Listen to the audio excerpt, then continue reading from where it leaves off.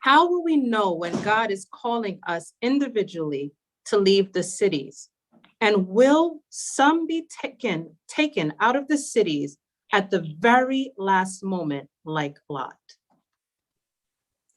Well, we were told that we have to work the cities. So some of our institutions, like our churches, will be in the cities. And we are to work them, not by living in the city, but by visiting the cities. That is quite a clear point. Now, who has been called to go out of the cities? Everybody. Everybody has been called. Is it possible for everybody to move at the same time in unison out of the cities? And the answer is probably no. So there will be people that are the ones that are in the cities till the very last moment. And it's possible that, like Lot, they will be removed from the cities. And there are people that are not able to go out of the cities. What if you have circumstances that prevent you from going out of the cities? Or what if you do not have the means to go out of the cities? Well, God has asked those that have means to prepare the way. And we cannot selfishly just think of ourselves when we move out into the country. So, for example, if you have secured for yourselves land, then make sure that you don't only think of yourself, but prepare for a time when you will have to take people into your home and take care of them and help them in their circumstances. This is part of our job. We're not supposed to selfishly just think of ourselves. So not everybody will be able to go out, but everybody that can go out should make an effort to go out, but not in haste. You must ask God to open the door.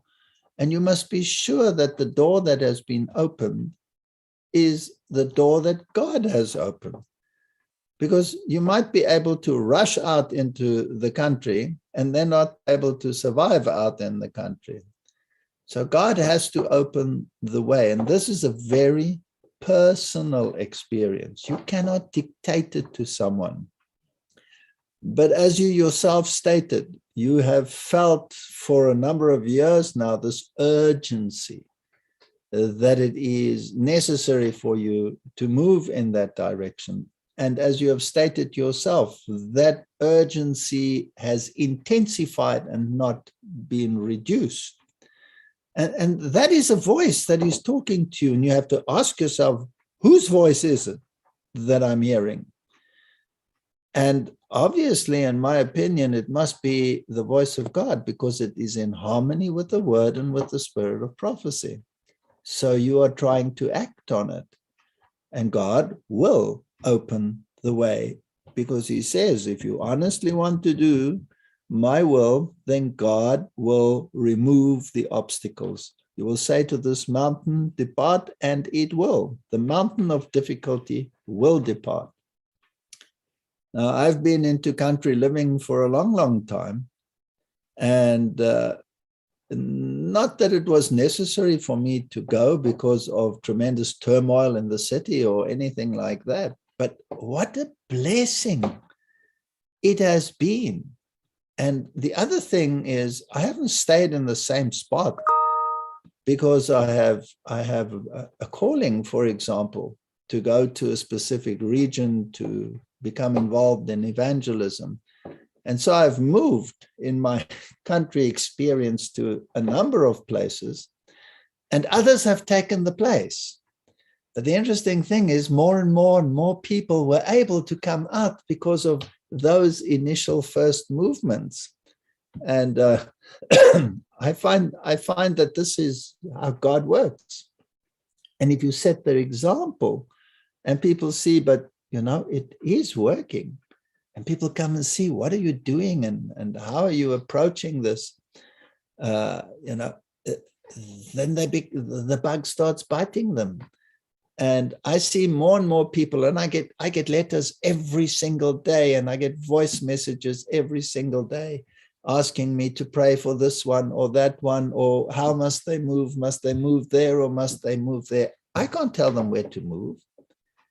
God must tell them where to move.